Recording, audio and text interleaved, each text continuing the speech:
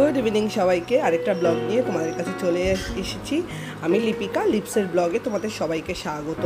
केमन आछो सबाई? निश्चयई भालो आछो, आमिओ भालो आछि। आजके जेटा बानालाम सेटा हच्छे पमफ्रेटेर फिश कारि। तो पमफ्रेट माछेर कारि। तो एखाने पमफ्रेट माछगुलो एकटु लबण हलुद माखिए भेजे निচ্ছি। আর এখানে আরেকটা কড়াই বসিয়ে দিয়েছি, কড়াইতে তেলও দিয়ে দিলাম। তো সরষের তেল দিয়েই করছি। এখানে পেঁয়াজ আমি একটা পেঁয়াজ কুচো করে কেটে নিয়েছি। পেঁয়াজটা একটু ভালো করে ভেজে নেব, যতক্ষণ না একটু কালারটা চেঞ্জ হবে ততক্ষণ অবধি কিন্তু পেঁয়াজটা ভেজে নিতে হবে। আর তার মধ্যে দিয়ে দিচ্ছি 1 চামচ আদা বাটা, 1 চামচ রসুন বাটা, 1 চামচ হলুদ, 1 চামচ ধনে গুঁড়ো, লঙ্কার গুঁড়ো, কাশ্মীরি লঙ্কার গুঁড়ো, জিরে গুঁড়ো। আর যে তোমরা চাইলে এখানে কাঁচা লঙ্কা বাটাও দিতে পারো, আর না চাইলে তোমরা শুকনো লঙ্কা দিয়েও এটা করতে পারো। আর এখানে দেখতেই পাচ্ছ পুরো মশলাটা আমায় কষাতে হবে। তো মশলা কষানোর মধ্যে আমি এর ভেতরে দিয়ে দিচ্ছি একটা টমেটোর কয়েক কুচো টমেটো। তো এখানে মোটামুটি আমার এবার মশলাটা ভালো করে কষিয়ে নিতে হবে। দেখতেই পাচ্ছ মশলাটা কষানো হয়ে গেছে।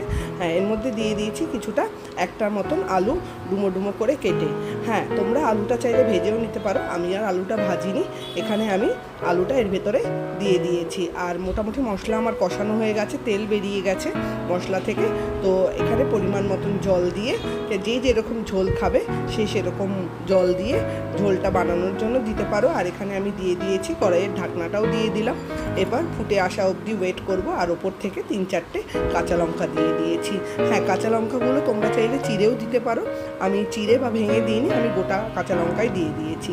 দেখতেই পাচ্ছ আমার মাছের ঝোলটা ফুটেই উঠেছে। এরপরে ভেতরে মাছগুলো দিয়ে দিলাম। আর মাছ ভাজার যে তেলটা ছিল সেটা তো অন্য কিছুতে আর ইউজ করা যাবে না, মাছের গন্ধ আসবে। তো সেক্ষেত্রে মাছের তেলটাও আমি এর মধ্যে দিয়ে দিলাম, মাছ ভাজার তেলটা।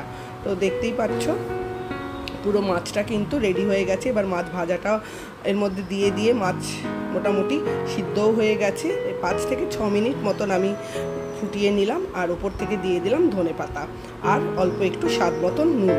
তো আমার মোটামুটি তৈরি হয়ে গেছে পমফ্রেট মাছের কারি। তো এটা তোমরা কিন্তু বাড়িতে বানিয়ে খেতে পারো, অসাধারণ লাগছে খেতে। গরম ভাতের সাথে পরিবেশন করলে এই সময় অসাধারণ লাগে। ধনেপাতার গন্ধটাও খুব সুন্দর বেরিয়েছিল। আর এই যে মোটামুটি রেডি হয়ে গেছে, আর ঢেলে নিচ্ছি। এবার গরম ভাতের সাথে পরিবেশন করব। হ্যাঁ, আমার বাড়িতে ইউজুয়ালি বিকেলবেলাই রান্না করি, কেন কি সকালবেলা কেউ থাকে না সেরকমভাবে খাওয়ার। তো বিকেলবেলায় রাতের বেলায় একটু ভাত খাই। তো গরম ভাতের সাথে এই পমফ্রেট মাছের কারিটা কিন্তু অসাধারণ লেগেছে খেতে। চলো এবার মোটামুটি রেডি হয়ে গেছে, এবার ভাত খাওয়ার পালা। তো তোমরাও খেয়ে নিও। আর কেমন লাগলো ব্লগটা অবশ্যই আমাকে জানিও। আর ভালো লাগলে একটা লাইক অ্যান্ড সাবস্ক্রাইব করে দিও। সবাই ভালো থেকো, সুস্থ